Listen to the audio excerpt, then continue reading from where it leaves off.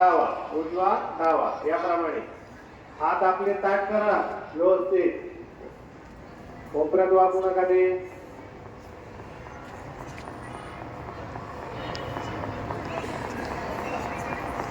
पायातलं अंतर हे 45 अंश ठेवा, जास्त ठेवू नका.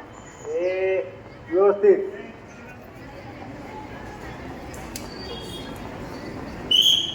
आता लक्ष द्या इकडे. आता दोन्ही हाताचे डोकं गुडघा टेकवायचं. इकडं इकडे डावा इकडे डावा. हा सुरू करा. एकदा उजव्या बाजूला एकदा डाव्या बाजूला. पायात अंतर घ्या. हा डोकं टेकवायचं खाली. आपलं डोकं हे गुडघ्याला टेकलं पाहिजे, हे लक्षात घ्या. एकदा उजवीकडे. पायात अंतर घ्या. पायात अंतर तेवढंच राहू द्या, 45 अंश. हा हळूहळू. एक उजवीकडे या. हा सरळ परत डावीकडे जा. परत एकदा डावीकडे.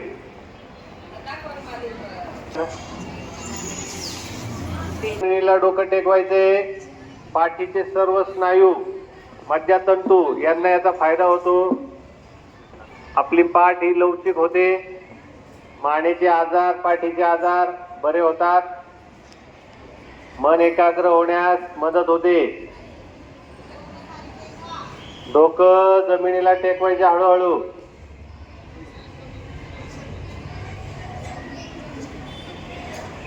जर आपलं डोकं जमिनीला टेकत नसेल तर आपल्यामध्ये स्थूलता आलेली आहे, लक्षात ठेवा. आपल्यातली लवचिकता ही कमी झालेली आहे.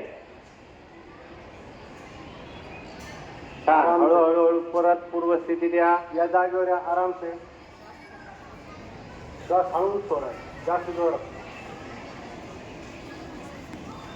पुन्हा एकदा कृती करा. श्वास घ्या. परत पाठीमागे हात घेऊन